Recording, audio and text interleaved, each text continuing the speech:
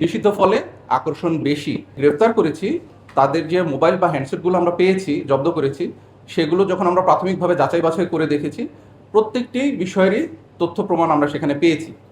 সেগুলোর audio video recording পুরোটাই আমাদের কাছে আছে। আমরা প্রথমে প্রাথমিকভাবে পেয়েছিলাম দুজনের বিরুদ্ধে, কিন্তু যখন তাদেরকে আমরা আইনের আওতায় নিয়ে আসি এবং জিজ্ঞাসাবাদ করি, তখন এরই সাথে সম্পর্কিত বাকি আরও 3 জনের সম্পৃক্ততা আমরা পাই, যাদেরকে গ্রেফতারের পরে তাদের কাছে থাকা হ্যান্ডসেট বা মোবাইলের ভেতরেও আমরা এই তথ্য প্রমাণগুলো পাই। শুধুমাত্র নিরাপত্তার খাতিরে যে কোন চ্যানেল কি নামে চলছে, কি নামে সেগুলোকে বাজারে ছাড়া হয়েছে, এগুলো আমরা নিরাপত্তার খাতিরে এখন আপনাদের সামনে উপস্থাপন করছি না। এটা স্বভাবতই বোঝা যায়, দূষিত ফলে আকর্ষণ বেশি।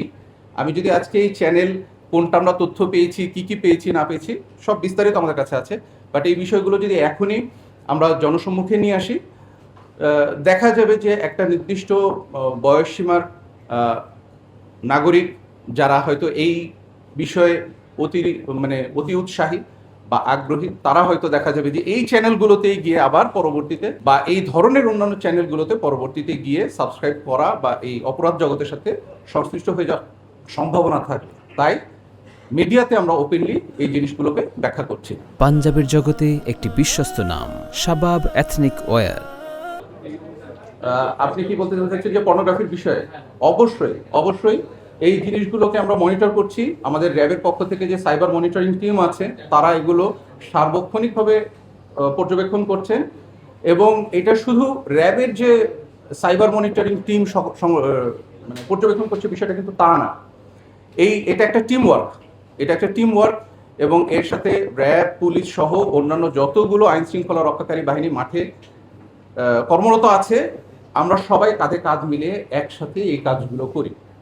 প্রতিহিংসা পরায়ণ হয়ে দেখা যায় যে ব্রেকআপ হয়ে যাওয়ার পরে প্রেমিক হয়তো তার প্রেমিকার সাথে ধারণকৃত যেই অন্তরঙ্গ মুহূর্তের ছবি, এগুলো বা ভিডিও, এগুলোই হয়তো এই গ্রুপগুলোর সাথে বা গ্রুপের অ্যাডমিনের সাথে শেয়ার করে।